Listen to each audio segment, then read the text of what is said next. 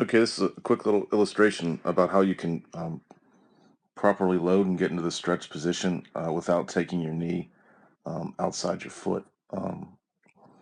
So I'm going to let the player on the right, Tyler, run first, and you'll see where his knee goes and watch his knee drive back right there. Okay, and you know that's kind of being an inefficient movement there when he drives his knee back. There's the baseline. Now watch him take his knee back here. Right there. Okay. As opposed to the player on the left, who will just pick up his foot and slam it down while maintaining that knee. Okay. And clearly he has much more of a leg lift. But look at some of the fantastic things that that he's doing on the left there. That's a tremendous lever that he has going on there, and he has not taken his knee outside his foot. Okay. Whereas on the right, Tyler has. If you look at his knee right there, that's past his foot, as opposed to this guy who has his foot, oops, sorry, as opposed to this guy who has his foot here and his knee there.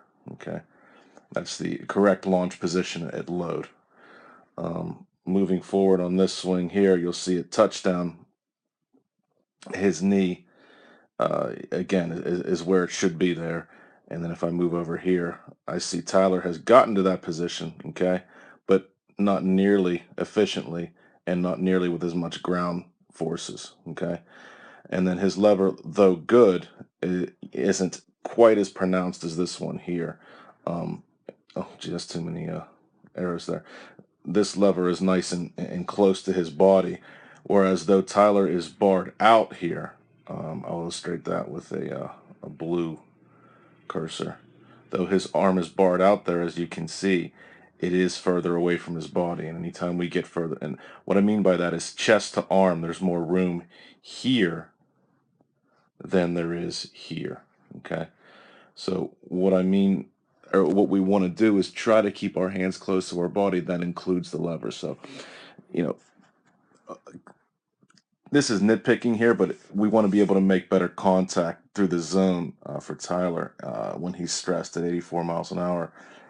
That's one little thing that will help him get better timing and rhythm as he hits. One of the things I also wanted to illustrate with the backswings, because Tyler has been working on the other half of the equation for I'm sorry, the other part of the movement through the backswing, because that is partially how we get our exit velocity. And there he is continuing there. And then we look over here as this batter who really pulls his hips well through the zone. Again, that let's just mention that lever. That's tremendous. And then here he comes through the zone here, and you'll see that he's flexed at impact, and then he will continue all the way through, giving himself more degrees of freedom to finish. Okay.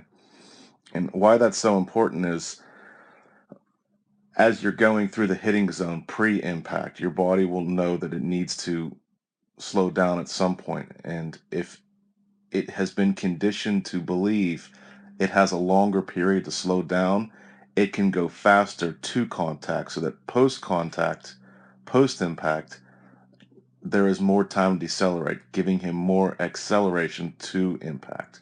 That's one of the things Tyler's working on the right to try to up his exit velocity. The other thing I wanted to point out was that knee, and hopefully this is a good